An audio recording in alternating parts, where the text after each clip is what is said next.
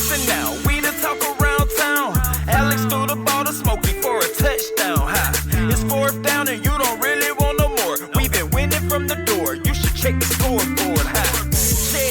Check the scoreboard. Welcome back to another episode of the Scoreboard today. Due to obvious reasons, we don't have any predictions for you. We don't have any current sports events going on. Of course, if you have gotten the notice, all the leagues have been canceled. Everything's over. There's absolutely no sports happening right now. The XFL is done. The NBA is done. NHL, everything, MLS canceled until further notice because of the coronavirus outbreak. And it's an unfortunate situation, but I guess it's a sensible decision by those league owners to do so. WrestleMania has been moved to the WWE Performance Center, which means it's taking place, but not in the regular fashion that we would expect to. So that's gonna be grandiose. It's gonna be fantastic. I might not even watch. I might watch, but I might watch highlights. Curiosity factor, man. I want to see that. I also do want to see it, but are they gonna do? We can talk about this later on, but we have some NFL stuff. We're going back to the roots. By the way, things that are happening, right? I've heard today that the European Soccer Championships are going to be moved back a year. So they're going to move back a year? Yeah, they're going to do it next year. Also, they're going to pick up where they are now? I mean, it hasn't started yet as far as I'm aware. Oh, but they'll do one every year anyway, so just this. No, they do it every 4 years, just like the World's. Like the national cups, right? Yeah, okay, that makes sense. Yeah. Yeah, the European national teams. All right, so everything is being moved.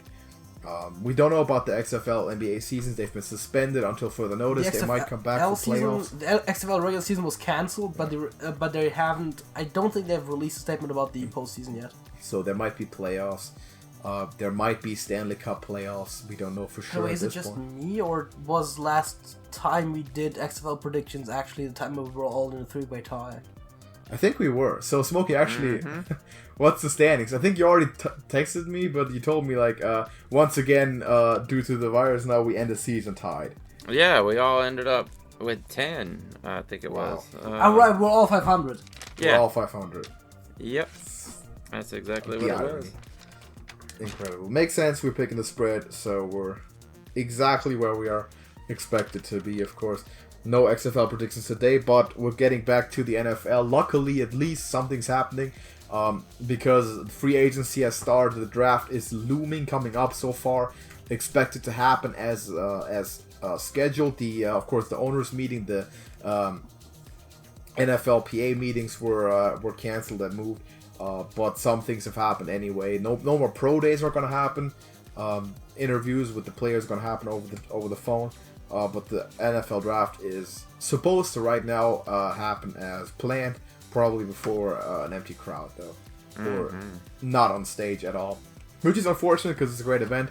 But we'll get into free agency today. We have a lot to talk about, a lot of moves that are happening, a lot of transactions, and we're going to cover them quite in a lot of detail. I want to get started with talking about the trades that we've had so far before we hop into speculation or free agency. Let's talk about trades so far. I think we've seen 7 trades to the point of recording this. So starting on basically, I want to just get opinions of that. March 3rd, first of this offseason, AJ Bouye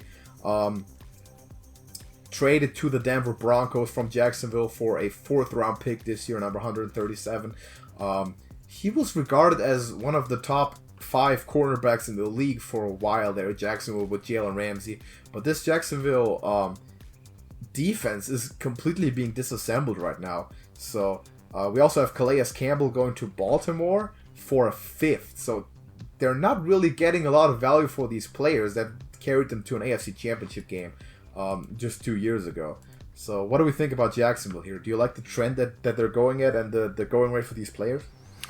They kind of remind me of what the Miami did a couple years ago, where they're just like, let's get rid of all of our names and start over, you know? So it seems like a big tank. Is Bouye really that big of a loss after losing Jalen already? I mean, and now Calais Campbell's gone. Like, that defense, I don't know. I mean, maybe they'll surprise us and they have a plan, but they're gonna have to do. Seems like their plan is a big rebuild because Jacksonville is they're probably going to be one of the bottom teams in the league, especially in their division. Also, we're going to talk about some teams in their division later who are making some jumps. But it seems like we're entering rebuild mode once again for Jacksonville. And I mean, it makes obviously. sense, right? If you're rebuilding, you're getting rid of your stars for some picks. Yeah, you get an overall younger team at the end, so I mean, it makes sense. You're building on, I'm assuming, Gardner Minshew.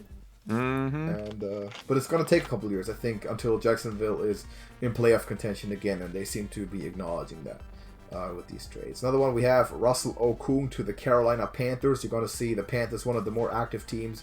Also, among others, signing quarterback Teddy Bridgewater, backer from New Orleans, to potentially be their starter, with Cam Newton being on the trade block. Russell Okung being exchanged for Travis Turner, who's going to the Chargers. So they're trading offensive linemen to offensive linemen, tackle versus guard. Not a huge notice, but you can never have enough pass protection, especially if you're going with a more pocket-oriented quarterback in Teddy Bridgewater next year.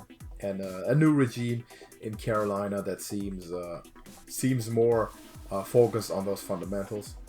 So it makes sense. We talked about Calais Campbell already. This is one of the bigger ones, one of the bombshell trades we've had so far. Coming in just a couple days ago, DeAndre Hopkins from the Houston Texans going to the Arizona Cardinals for David Johnson, a second round this year, and a fourth round pick next year. So Smokey, enlighten me on this. Who's winning this, and what is this madness? Oh man, I saw some people label this as the worst trade of all time. I don't know. Over Herschel Walker? I don't know, man. That was just a giant number of picks, for a player. But yeah, that was everything for one player. Yeah, and that really went into Cowboys' favor. But this, man, I just don't see it. Apparently, he had some heat with Bill O'Brien. DeAndre did, and I don't know. I mean, tell me this though: is Johnson washed up yet? I don't know. No one knows really. He was a standout. Yeah. Remember, 3 years ago, we were considering him to be the best, the favorite to be the third running back ever to crack the 1,000 season, which Christian McCaffrey now just did. Yes. A year ago, and David Johnson was said to be that guy because he's a receiving back, obviously. Never really happened, and he kind of fell down. Yeah, and some injuries added to that as well. I know the 2018 season, he got injured in, I believe it was the first game of the season, and pretty much washed out that season. He came back this season and, had a few good games, but somewhere along the way, they're like, you're not the guy anymore. We're bringing in Kenyon Drake. And that seems like a DeAndre Hopkins. That's a really high price to give up for a running back that we don't know is still capable of being a top guy. Now, there's some picks that come with that, a second and a fourth. It's true. Next year, obviously. But I'm evaluating this move from the Arizona side, maybe. I think they're feeling some pressure in providing Kyler with some major targets, because you're looking at the NFC West, and it's the toughest division in football right now. It seems it's not getting much easier as we're getting there, but the Cardinals are definitely the underdog in that division. Granted, with the Rams, in my opinion, also trending downward, Hopkins could be a big addition, especially with Larry Fitzgerald being in towards the ending stages of his career. Yeah. But that is potentially a receiving duo that can help out a young quarterback quite a bit. Oh, yeah. And Christian Kirk, is not a bad receiver.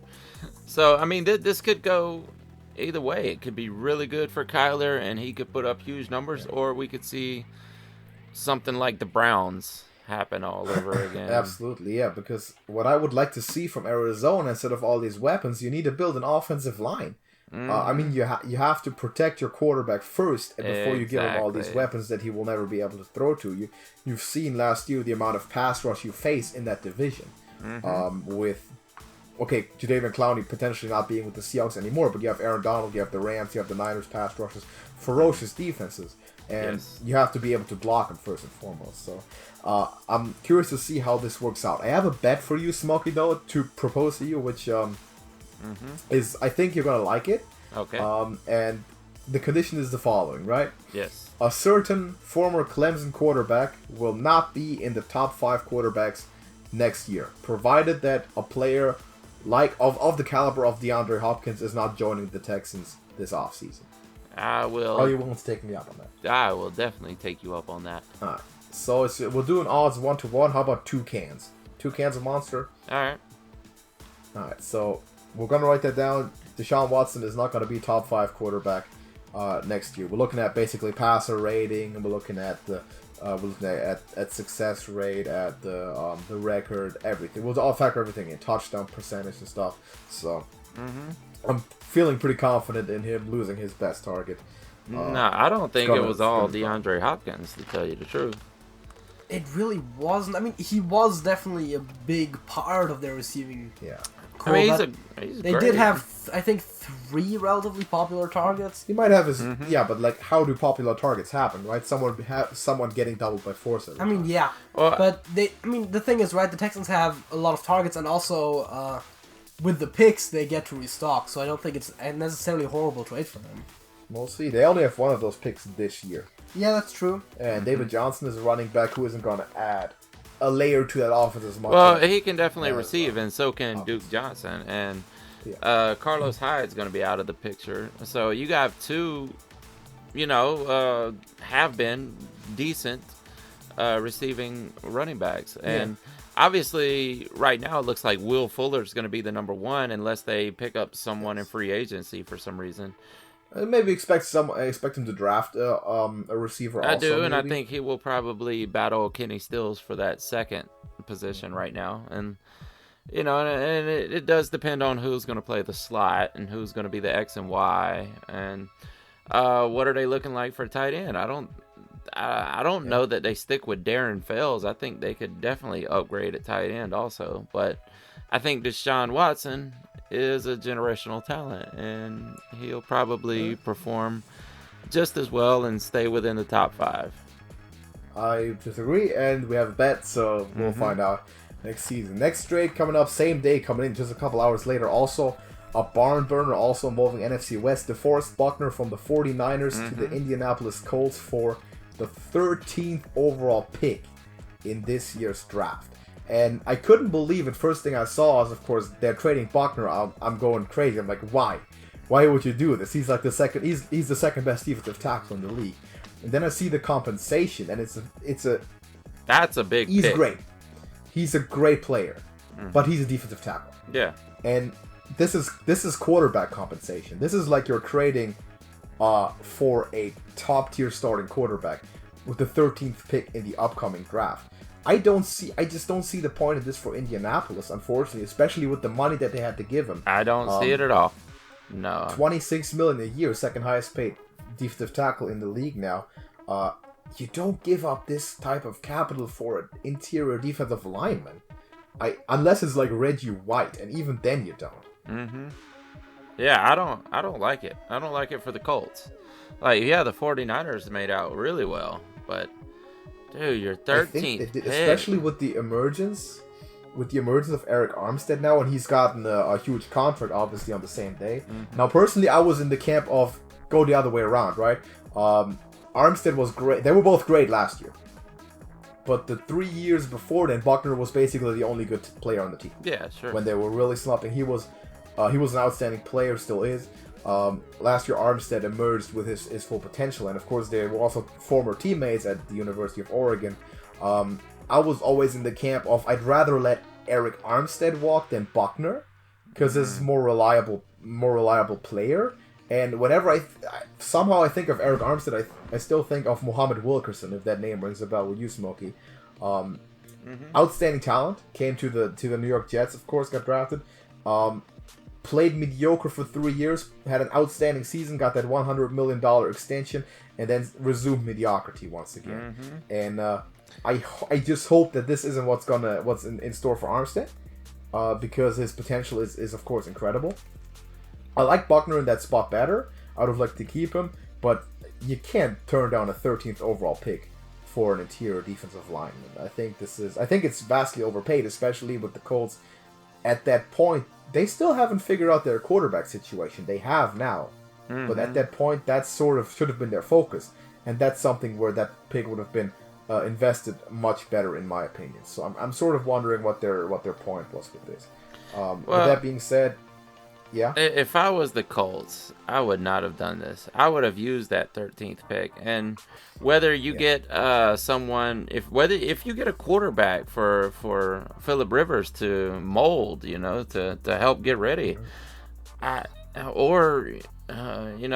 have a really good O-line, but you may want to soup it up even more. I mean, I just don't see this for the Colts, and I don't know. It's not as bad as the Bill O'Brien kerfluffle there, but it's not good. I mean, for the 49ers though, I think they definitely made the right move, but I feel bad for the Colts. Two things really.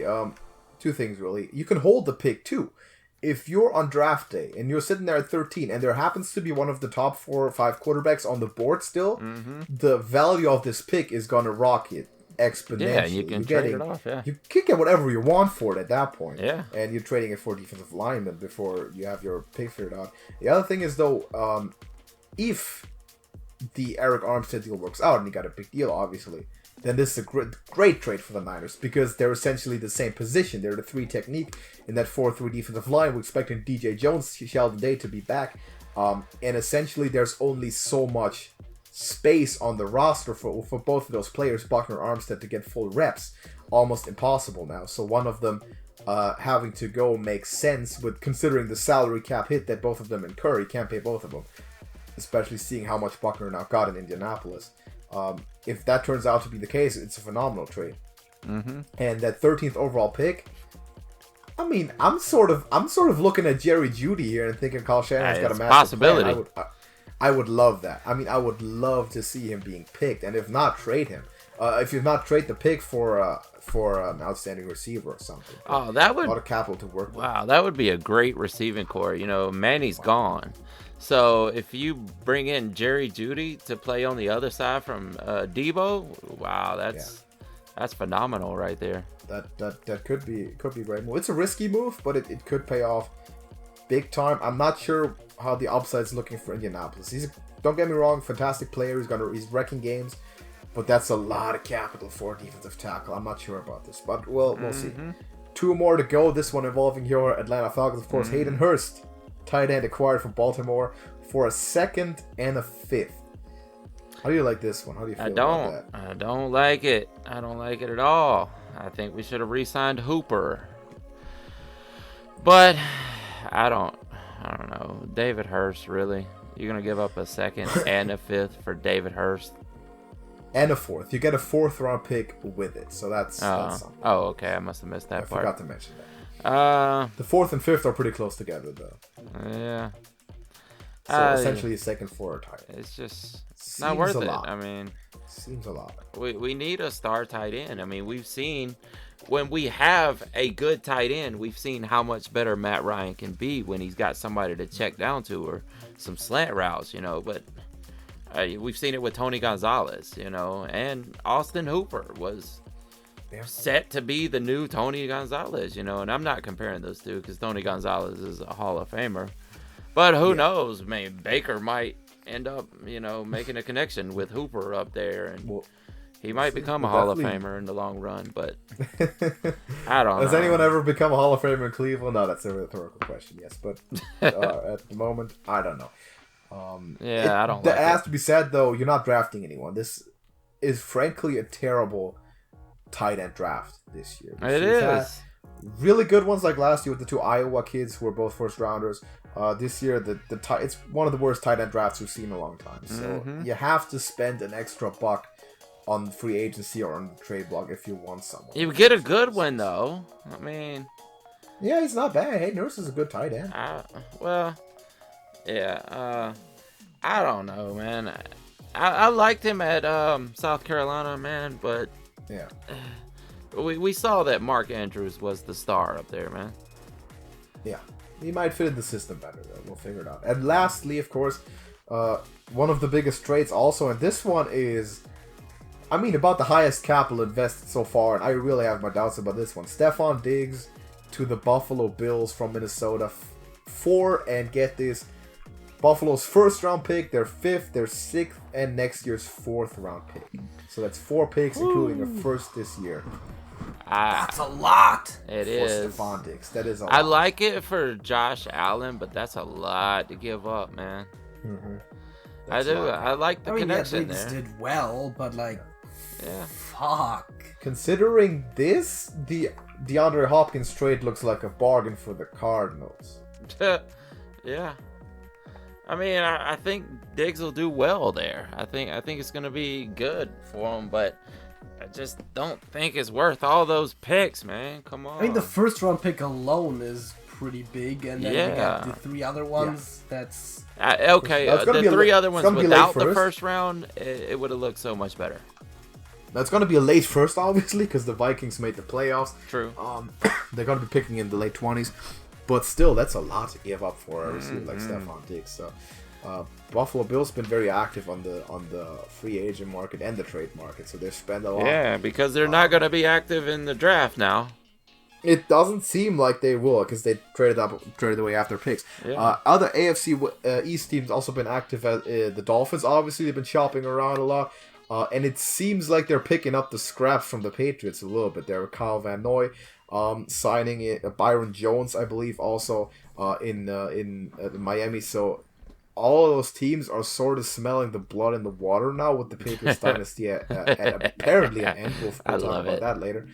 But it seems like the change in the AFC East is happening this offseason, and it's finally that time. Mm-hmm. So, but let's get to the big one. Let's get to the big news. We have the 2 quarterbacks, or we should say maybe 3, but the 2 quarterbacks that everyone's been talking about for a while.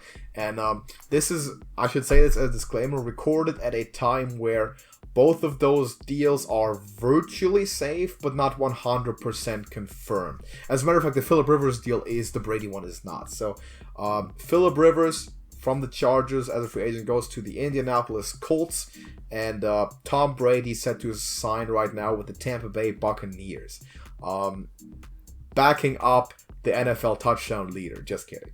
Jameis Winston is probably going to be going somewhere else. But, dude, that would be great if Jameis just kept playing and they'd use Brady as the backup. Yeah, that would be funny. I don't think I would love that. I would doubt celebrate Brady would that.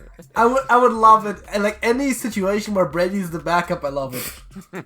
I don't think he would love it though. I think he'd retire before that happens. That's the reason he got Jimmy Garoppolo out of town that one time. But what are we thinking about this? Who's looking at success? Does Brady and the Bucs or Rivers and the Colts have any shot in their remaining years of their career to make a deep playoff run? Yeah, in your guys' opinion? I think. Well, I don't know about the Bucs. It's going to be very awkward looking at Brady in one of those creamsicle colored uniforms. I want to see that though, just out of morbid curiosity. Yeah. Oh yeah. But the Colts, I think they have a much better chance with Phillip Rivers. You know, that is a great O-line they have. And I think he's going to put up lots of production. I mean, he's, even at his age, he's 3 times the quarterback that Jacoby Brissett is. I think, you know, and they broke out at 500 there. So I really think the Colts have a really good shot of maybe even taking over Houston this season after, you know, Bill O'Brien. I think so. Yeah. I really feel like Jacksonville is absolutely in the tank. Mm-hmm. I like the Indianapolis Colts quite a bit, and it seems like they're building for success now. Of course, you get your veteran quarterback in. Mm-hmm. He's not Andrew Luck. No, of course not. He's been to the playoffs. He's had very good seasons. He got the experience that you need as a win-now team. Mm-hmm. And, of course, they seem to be all in. You trade your first overall pick for a defensive lineman that's basically saying this is the missing piece in DeForest Buckner there. So, but I think it seems like the Colts are making a push for it. Yeah, I think they're also going to draft a quarterback as well and have Phillip. You know, I mean, it's a 1-year deal for $25 million, so yeah. I definitely think they're probably going to try to draft someone. And have, well, they did give away their first round pick, so they have to be in the later round. Yeah. It'd have to be a more of a project QB. Like you don't even know if Jacob Eason or Jake Fromm are going to be available the first time that Indianapolis is on the clock. Yeah, exactly. Who are they? Ugh. Yeah. It doesn't look good once you get past the Eason and Fromm level. Actually, yeah. And Jalen Hurts is going to be gone, even if you want. Yeah, of course. I think he's either going to go right before the Eason Fromm level or right after. Yeah. You know, it's hard to tell so right who now. You're kind of looking at there. It's getting tough to draft a quarterback unless you want to trade back up again, Maybe, which is going to be. You have to pay the rest of your picks for that. Maybe Jordan Love. You know, I don't know. Maybe. I doubt he's going to escape the first round or at least early second. You think? I think so. I've been kind of struggling over does he go before Jalen or not? I think he should. They're very similar quarterbacks, you know. So whichever team wants that type of running quarterback, that's what I thought he would. I think he should, but I don't think he will. Yeah, I doubt it. But back to Tom Brady with the Bucs. I think. Oof. Jesus Christ! Like what are the third, maybe fourth best team in that division? Maybe fourth. Panthers are making some moves. I mean, yeah, I was thinking like New Orleans 1, Carolina 2. Drew Brees were signing with the Saints, so we're assuming that. You put Carolina at number 2. Did you watch football last season? Dude, have you heard the people that they signed? Including but not limited to the undefeated Teddy Bridgewater. Last season undefeated Teddy Bridgewater. Lost Luke Kuechly, the best linebacker in football. Well, that's why. Yeah, you win some, you lose some. I get why you said that. Now I wasn't even making that connection, but you love Teddy Bridgewater. The Panthers are not the number 2 team in that division. No. I don't think. Okay. I don't think so. I'll have to give it to Falcons. I think it's gonna be Saints Falcons, and then it's gonna depend. Honestly, I think. Quite frankly, Tom Brady's a worse fit in that offense than Jameis Winston in terms of just playing style, because you got the vertical offense, you've got the Mike Evans, Chris Godwin, you got these downfield receivers, and that's just not the style that Brady ever plays. He's used to working with 5'10" white guys that run slant routes for 20 years, and he's gonna see the exact opposite of that in Tampa Bay. So it's gonna be an adjustment for him, and Jameis fit in that offense pretty well. Obviously, it was built around him. Yeah, well, Bruce Arians the Brady Bucs are going to be the worst team. No stranger to bringing in old, aging white quarterbacks and actually making a decent run with them. But I don't see it happening. Not unless they start. I'm not sure if the roster is built for it. Exactly. The thing, right? Like you're looking at the support that they're getting. The defense of the Bucs defense isn't on the same level as the Patriots defense is. They have a good D line though. I'll give them that. They have a great D line, but their O line is what worries me. You got a 43-year-old quarterback out there getting hit left and right. You're not going anywhere. Yeah. Exactly. And that's sort of been the strength of the Patriots all the time. This pass blocked off by great defense, pitch shutouts, and as long as you give up less than 40 points consistently, you can win. You can win with the style of play that Brady's been used to for 20 years. But that's not what he's going to see in Tampa Bay. He's going to see those 40-point games, those shootouts. He's going to play in hot weather. He's going to be chased around. He's old. He's going to have to move. Yeah. It's gonna be a tough environment for him, I think, and it's not gonna be to his strength. I don't know what Bruce Arians is thinking, man. It just doesn't seem like the right puzzle piece there. I don't know. Maybe sure. How do you like? They want to sell tickets. Keep going? I was just saying, maybe they want to sell tickets. I would assume that they would. So let's just to close this. Let's think about some vacancies.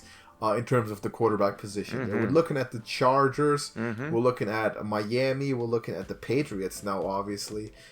Teams that need to fill the quarterback position and quick. So, given the kind of names that are still out there, what are you thinking? How do you like Jameis Winston, say, at New England, for example? Or at the Chargers? I personally would think that Belichick wants to draft a quarterback rather than bring in the pick monster himself. Wow, could you imagine how many times he would get yelled at for throwing all those interceptions? But maybe that's exactly what he needs. Maybe that is what he needs. Maybe he needs the Patriot way. Maybe that's what he does. That's probably the one system that might be able to fix him. And if he doesn't throw the picks, then look at his monster stat line, right? Oh, absolutely. If the mistakes are corrected, and if he can with the right mindset in the correct system, play to his strengths, which his strengths are monstrous, we know that. He's a more gifted quarterback than Tom Brady ever was by a mile. I would like to see Belichick with a year or two with Jameis Winston and see what he can turn him into.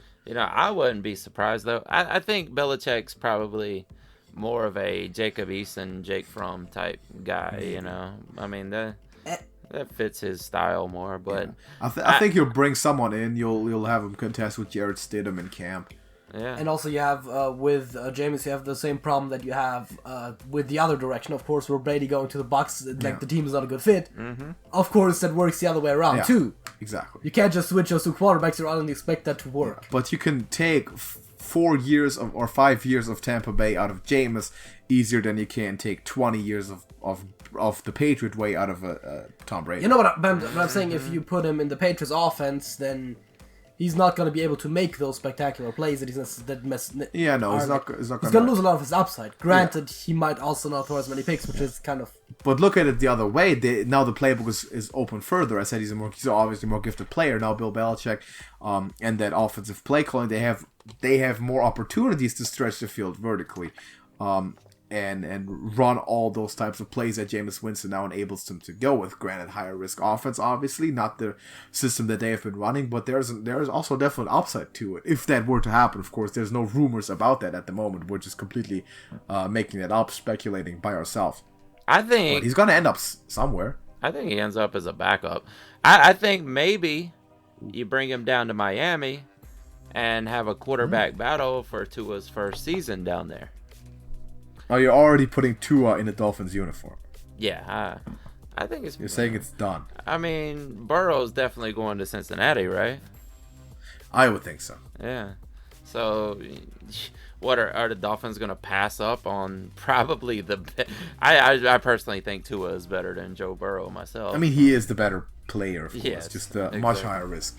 The injury risk. Someone might jump the Dolphins, too. It's possible, yeah. We might see the Chargers jump up there somehow. Yeah. Absolutely. That's a possibility. I don't know. Also, I think that would be a great scenario, though, if you have Jameis and Tua down there. Jameis and Tua. Oh, boy. Yeah, I can see it, though. Marcus Mariota, as we're speaking of quarterbacks, of course, signing with the Las Vegas Raiders.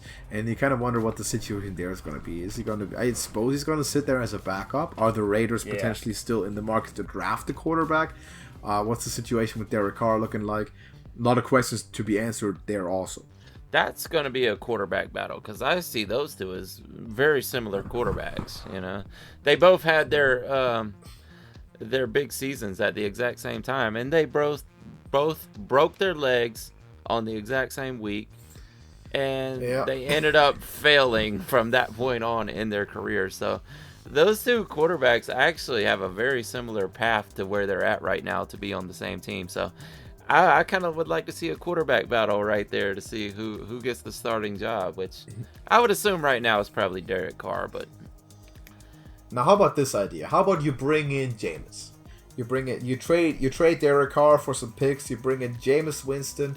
Say you trade Derek Carr to like the Chargers or Miami or something. You bring Jameis Winston and Marcus Mariota, the two players who came out together, were picks number 1 and 2 in their respective draft, and have them compete at the Vegas stage for a starting job. For that would be fun too. Team in town. That would be.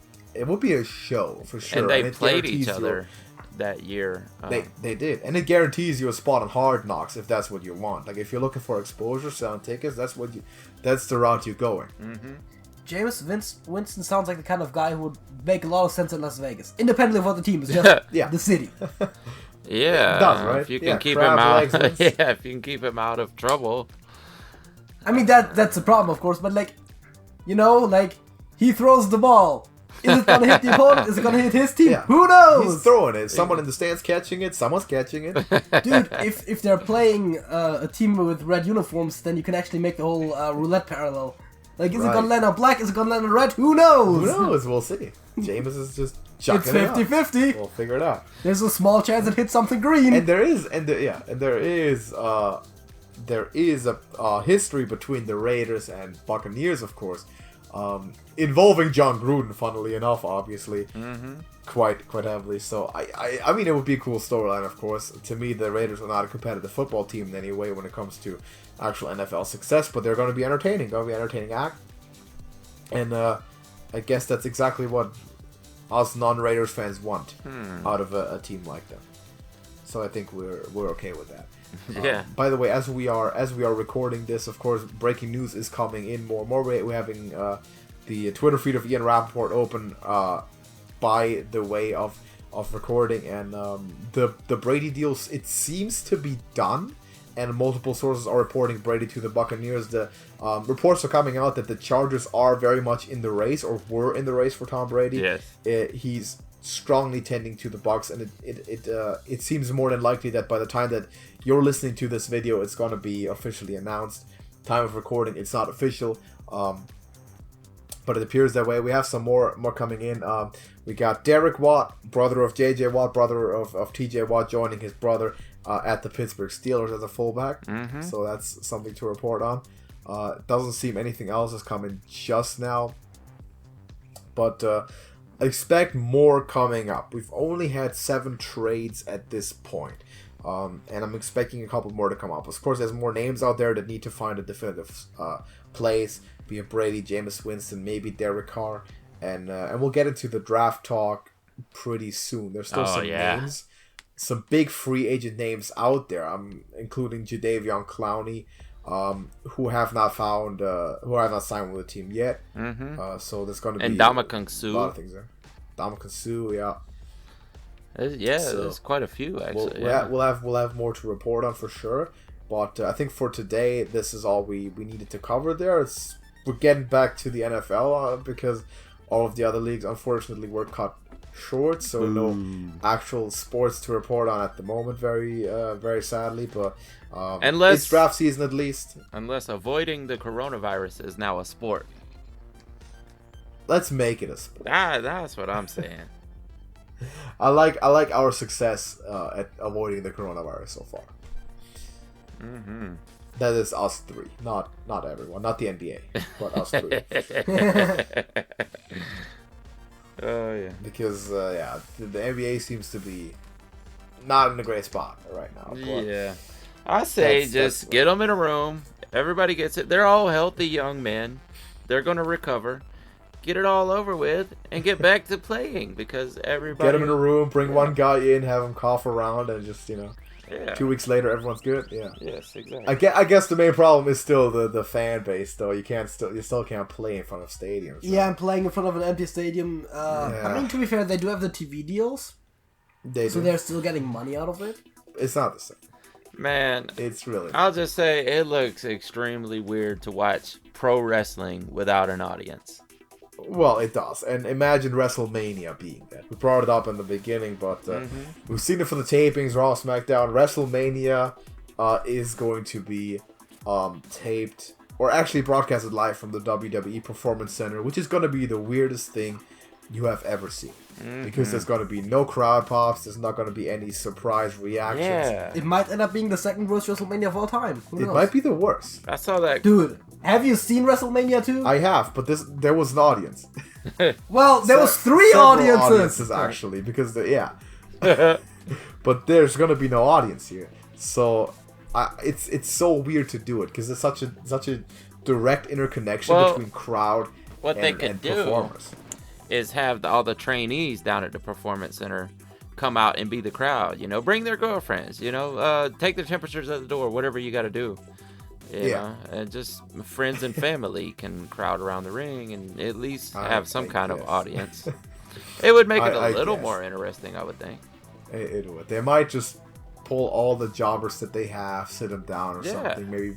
A little bit of a mock audience, get a couple hundred people in there, at least in the back side, so you can see it on the TV cameras.